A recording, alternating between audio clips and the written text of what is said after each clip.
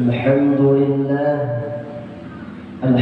لله نحمده ونستعينه ونستغفره ونعوذ بالله من شرور أنفسنا ومن سيئات أعمالنا من يهد الله فلا مضل له ومن يضلله فلا هادي له.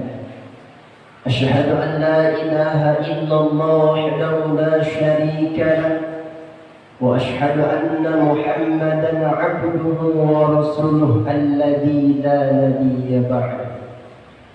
اللهم صل وسلم وبارك على سيدنا محمد وعلى آل سيدنا محمد.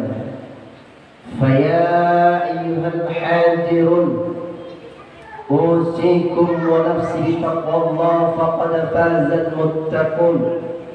اتقوا الله حق تقاته ولا تموتن إلا وأنتم مسلمون.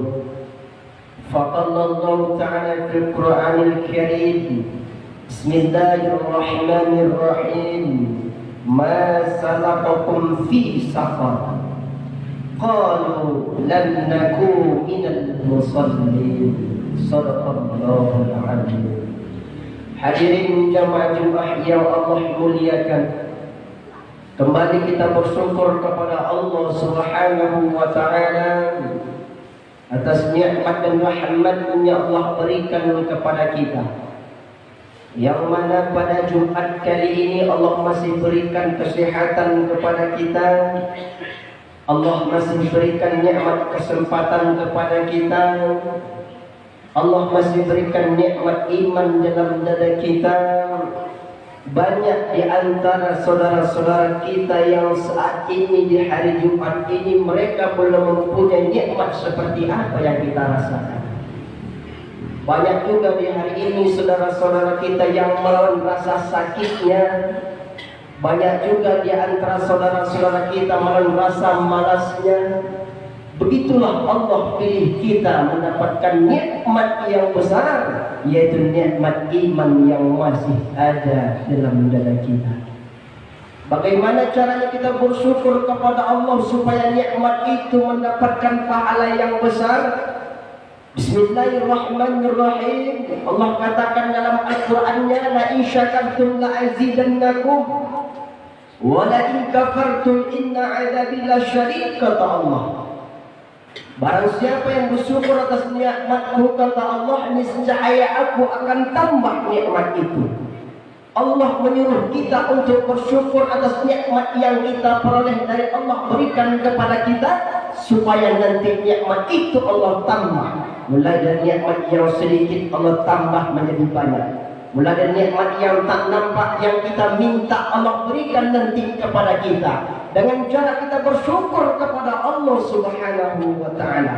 Mulai dari nikmat kesehatan sampai nikmat badan kita kuat, nikmat rezeki. Bagaimana cara kita bersyukur kepada Allah? Allah suruh kita bersyukur kepadanya supaya nanti kita ditambah nikmat itu oleh Allah Subhanahu wa taala. Dan barang siapa yang tidak mau bersyukur atas nikmatku, kata Allah, maka terimalah azabku semakin pedih. Jadi wahai bapak-bapak, jangan kita salahkan Allah kalau Allah berikan kesusahan kepada kita. Jangan kita salahkan Allah kalau kita kurang sehat. Jangan kita salahkan Allah rezeki kita sempit.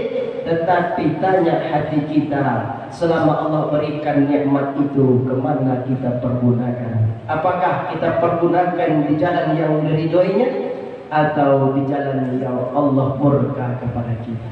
Bersalawat kita kepada Muhammad sallallahu alaihi wasallam dengan ucapan Allahumma salli ala sayyidina Muhammad wa ala ali sayyidina Muhammad. Mudah-mudahan suatu saat nanti kita mendapatkan syafaatnya di hari yauma la yanfa'u malun wa la banun illa man atallaha biqalbin salim. Amin amin ya rabbal alamin. Hadirin jemaah-jemaah yang Allah muliakan, pada kesempatan kali berbahagia ini khatib tidak pernah bosan dan jenuhnya mengajak kepada kita semua terlebih-lebih dari khatib pribadi, meningkatkan karakter keimanan ketakwaan kita kepada Allah. Apa itu arti takwa? Intisalu awamir wajtinabun nawahi, menjunjung tinggi perintah Allah dan menjauhi larangan Allah Subhanahu wa taala. Ma'asyiral muslimin, jemaah Jumat yang senantiasa Allah murahkan rezekinya. Perjalanan hidup manusia itu sungguhlah panjang. Mulai dia dilahirkan ke muka bumi ini, sebelum dia dilahirkan ke muka bumi ini, dia berada dalam kehidupan alam rahim ibunya. 9 bulan lamanya ia dikandungkan, habis itu sampailah masanya ia dilahirkan. Setelah ia dilahirkan, beranjaklah dia menjadi seorang bayi. Habis itu dikatakan dia beranjak menjadi seorang anak. Habis itu beranjak lagi menjadi orang remaja. Setelah itu beranjak terus, hari berganti menjadi minggu, minggu berganti menjadi bulan, bulan berganti menjadi tahun, sampailah masanya kita menjadi orang tua. Habis itu menjadi seorang orang yang dikatakan kakek. Habis itu nanti datanglah masanya kita akan berpulang lagi kepada Allah Subhanahu wa taala. Perjalanan yang begitu sungguh panjangnya. Itu masih dikatakan kehidupan yang ada di dunia ini. Lantas bagaimanakah tujuan hidup kita? Kemana kita akan kembali? Hendak apa tujuan kita hidup di atas dunia ini? Apakah kita mencari kebahagiaan di dunia saja? Atau kita berpikir untuk mencari sebagian kebahagiaan nantinya setelah kehidupan dunia ini, yang itu dinamakan kehidupan akhirat? Kehidupan akhirat yang kekal abadi selama-lamanya. Sedangkan kita sibuk dengan kesibukan mencari kehidupan dunia, berlomba dalam segala harta kita, kemewahan, kegagahan, pangkat dan jabatan, sehingga kita lupa untuk mempersiapkan nantinya kehidupan akhirat yang itu nyata dalam hidup kita nantinya. Ma'asyiral muslimin, jemaah-jemaah yang senantiasa Allah muliakan, maka wahai bapak-bapak, sebagus apapun rezeki kita, sekuat apapun tenaga kita, suatu saat nanti akan Allah beri ujian kepada kita. Untuk melawan itu semua, kita butuh Allah Subhanahu wa taala. Kita hidup di dunia ini, kita diciptakan oleh Allah Subhanahu wa taala dan kembali kepada Allah Subhanahu wa taala. Terkadang hidup kita di atas dunia ini tidaklah tenang, hati kita sedang kacau dan galau, urusan kita yang kita lakukan semula tidak bagus, usaha yang kita miliki kadang lancar kadang tidak, usaha yang kita bangun kadang sakit-sakit, kadang-kadang juga tidak mau berjalan dengan lancar sesuai harapan kita. Bagaimanakah caranya kita untuk mengatasi hal tersebut dan takutkan mengingat Allah Subhanahu wa taala? Bagaimana cara kita mengingat Allah Subhanahu wa taala? Tentunya dengan salat kepada Allah Subhanahu wa taala. Kita tentu salat itu tiang agama, as-salatu imaduddin, salat itu tiang agama. Man aqama faqad aqamaddin, barang siapa yang mendirikan salat maka dia mendirikan agamanya. Wa man hadama faqad hadamaddin, barang siapa yang meninggalkan salatnya maka dia meruntuhkan agamanya. Jelas di sini sabda Rasulullah sallallahu alaihi wasallam, barang siapa yang mengerjakan salatnya maka dia telah mendirikan agama Allah Subhanahu wa taala.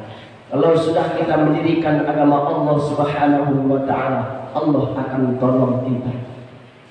Sempit rezeki kita, minta tolong kepada Allah dengan salat, insyaallah Allah akan tolong kepada kita. Terkadang kita sering mengeluh, hai bapak-bapak, kita selalu salahkan Allah. Ya Allah, kenapa ya Allah rezeki saya sempit ya Allah? Ya Allah, kenapa anak saya bandel ya Allah? Ya Allah, kenapa sedang urusan saya begitu susah ya Allah? Begitu banyak ujian yang Engkau berikan kepada saya ya Allah. Usaha saya ini modal sudah banyak, kenapa saya bangkrut terus ya Allah? Kenapa kita lupa kepada Allah Subhanahu wa taala? Sibuk kita mengejar kebahagiaan di dunia, karena kita lupa kebahagiaan akhirat itu lebih penting daripada kebahagiaan di dunia ini. Ma'asyiral muslimin, jemaah-jemaah yang senantiasa Allah muliakan rezekinya. Bapak-bapak, andai kata di hari ini kita masih sehat, andai kata di hari ini kita masih diberikan oleh Allah kesempatan, maka kerjakanlah sholat. Jangan sampai nanti datang masanya penyesalan itu akan datang kepada kita. Bagaimana nanti ujian-ujian datang kepada kita. Yang namanya sehat akan datang kepadanya sakit. Yang namanya sakit akan datang nanti ajalnya ketika mati meninggalkan dunia ini. Apa katanya ketika dia masuk dalam jam lahat, dia akan menyesal. Laula akhartani ila ajrin qarib. Ya Allah, sekiranya ya Allah sebentar saja ya Allah Engkau pulangkan saya ke bumi, fa'asaddaqah, saya ingin bersedekah. Saya ingin bersedekah ya Allah. Saya ingin beramal soleh. Tentunya amal soleh itu salat. Sesampainya dalam kubur sana, nanti akan dihisab dari padang mahsyar kelak, dia pun akan menyesal. Rabbana abasarna farji'na na'mal salihan inna muqinun. Ya Allah, kami sudah melihat azabmu yang sangat pedih ya Allah. Ya Allah, kami sudah melihat ya Allah bagaimana mendengarkan azabmu yang pedih ya Allah. Kembalikan kami ya Allah. Kami ingin mengerjakan amal kebajikan, tak bisa lagi wahai bapak-bapak. Apa balasan orang-orang yang sengaja meninggalkan sholatnya? Nanti mereka-mereka yang meninggalkan sholatnya dengan sengaja, dengan pekerjaannya mereka meninggalkan sholatnya. Masalah fi sakor. Kenapa kami masuk ke dalam neraka sakor ya Allah? Qalu lam nakum minal musallin. Mereka itu sungguh-sungguh orang yang tidak mengerjakan sholatnya. Maka wahai bapak-bapak, ganjaran kepada orang-orang yang meninggalkan sholatnya ialah nanti masuk ke dalam neraka sakor. Neraka sakor itu sungguh luar biasa, tak terbandingkan dengan dahsyatnya api-api yang ada di muka bumi Allah ini. Wahai bapak, jemaah Jumat yang dimuliakan oleh Allah Subhanahu wa ta'ala, selagi nyawa kita masih di badan, selagi kesehatan masih ada dalam badan kita, maka kerjakanlah salat kepada Allah Subhanahu wa ta'ala. Ada sebuah cerita singkat. Seseorang anak muda yang bijak bersama tukang potong rambut. Tukang potong rambut bertanya kepada anak yang bijak ini, wahai anak muda, apakah engkau yakin Allah itu menolong kita? Anak muda itu pun menjawab, saya yakin. Kenapa dengan begitu? Kata tukang potong rambut, sedangkan saya tukang potong rambut, hidup saya begini-begini saja. Tak pernah saya menjadi orang kaya, tak pernah saya mencapaikan kebahagiaan yang atas apa yang saya harapkan. Lantas apa kata anak muda ini, wahai bapak-bapak? Anak muda ini pun tersenyum. Dia nanti akan menyebut setelah potong rambutnya selesai. Setelah potong rambutnya selesai, anak muda ini pun berjalan, melihat seorang orang gila yang berjalan di atas jalan yang berkelana. Dan lantas anak muda ini mengambil orang itu dan membawanya kepada tukang potong rambut. Lantas anak muda ini mengumumkan, wahai seluruh manusia, tak ada di sini orang yang memangkas rambut, tak ada di sini orang yang buka pangkas rambut. Lantas bapak yang potong rambut ini pun menjawab, wahai anak muda, saya kan tadi yang memotong rambutmu. Kenapa kau katakan tak ada di sini tukang potong rambut? Kenapa kalau begitu engkau tidak potong rambut orang gila ini? Dan jawab anak muda, begitulah kita wahai bapak-bapak. Kalau kita ingin dirubah oleh Allah nasib kita, maka datanglah kita kepada Allah Subhanahu wa ta'ala dengan cara sholat. Kalau kita ingin dirubah hidup kita, dirubah bagaimana mindset kita, rezeki kita, maka datanglah kita kepada Allah Subhanahu wa ta'ala. Kalau kita tidak sholat, Allah tidak akan rugi. Allah tidak akan kurang sedikit kekayaannya. Allah tidak akan kurang kekuasaannya. Allah tidak akan kurang nanti di bawahnya. Yang kita butuhkan, kita yang butuh kepada Allah Subhanahu wa ta'ala. Maka dari cerita singkat tadi, kita lah yang butuh kepada Allah. Kalaulah tukang rambut itu mau dia sholat kepada Allah, maka Allah pun menggerakkan hati orang-orang yang panjang rambutnya untuk potong kepada tempat dia. Ma'asyiral muslimin, jemaah Jumat yang senantiasa Allah muliakan. Cukup sekian dulu khutbah singkat pada siang hari berbagai ini. Adapun kesimpulannya ialah, selagi nyawa kita masih ada, kesehatan kita, kalau kita mau Allah berikan rezeki yang banyak, usaha kita yang lancar, datang kita kepada Allah, minta kepada Allah dengan cara sholat kepada Allah Subhanahu wa Ta'ala. Kesimpulan yang kedua, ingat, balasan orang-orang yang meninggalkan sholatnya dengan sengaja ialah nanti Allah berikan, yaitu neraka syakar, neraka yang begitu dahsyat, meleleh otak kita, meleleh nanti kulit kita, tulang belulang kita hancur ketika masuk ke dalam neraka syakar. Maka sebelum ajal pun datang kepada kita, maka kita perbaiki hablum minallah, hablum minan nas kita. Perbaiki hubungan kita kepada manusia, perbaiki hubungan kita kepada Allah Subhanahu wa Ta'ala. Mudah-mudahan dalam khutbah singkat ini kita mendapatkan iktibarnya, dan kepada diri saya pribadi. Barakallahu li wa lakum fil Qur'anil azim, wa nafa'ani wa iyyakum bima fihi min ayati wa dzikril hakim, wa taqabbala minni wa minkum tilawatahu innahu al-ghafurur rahim.